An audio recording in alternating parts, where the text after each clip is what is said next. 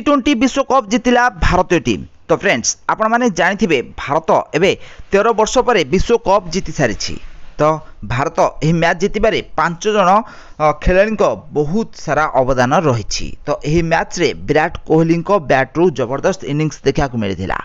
76 run score करथिले विराट कोहली।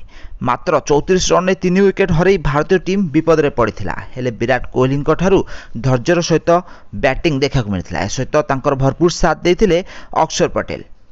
तारे अक्षर पटेल, शिवम दुबे और विराट कोहली भारतीय टीम पर स्कोर करथिला बेले भारतर स्कोर को 176 रन में पहुंचाई। आउ यापरे भारतर बोलर माने साउथ अफ्रिकीय बैट्समैन मानकू यही रन करिबारे असफल कराइथिले। जबरदस्त बोलिंग देखा मिलता जसप्रीत बुमराह ठारू। या सहित हार्दिक पांड्या भी बहुत भल बोलिंग करथिले।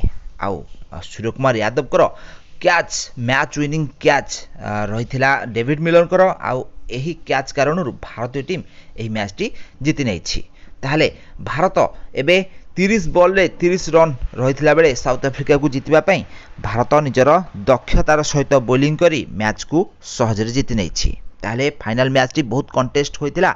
आउ एही मैच रे भारतीय टीम दक्षिण अफ्रिका को 7 रन ने हराई देथिला। ताहले एही मैच टी सरिया परे विराट कोहली को मैन ऑफ द मैच दिया जायतिला। आउ या सहित जसप्रीत बुमराह को मैन ऑफ द सीरीज दिया जायतिला। ताहले एही मैच रे जसप्रीत बुमराह 4 ओवर बोलिंग करी 2टी विकेट नेथिले। या सहित अर्शदीप सिंह 4 ओवर बोलिंग करी से भी मध्य 2टी विकेट नेथिले। आउ अर्शदीप सिंह और जसप्रीत बुमराह शेष आड़ को जबरदस्त बोलिंग करथिले, जहाद्वारा भारतीय टीम यही मैच टी को सहजरे जीति नहीं। ताहले भारत यह मैच टी जीतिबा परे एबे दीर्घ 13 वर्ष पर विश्वकप ट्रॉफी उठे पारिछि। तो फ्रेंड्स आपण माने यही मैच टी निश्चित भाव में देखिथिबे। ताहले मैच रे आपण माननकु केउ खेलाड़ी प्रदर्शन सबुठु अधिक भल लागिछि हमकु कमेंट माध्यम निश्चित भाव में कमेंट करंतु। आ एभली क्रिकेट संबंधित टेक्निक खबर विषय अधिक जानिगल चैनल को जल्दी सब्सक्राइब कर नियंतु।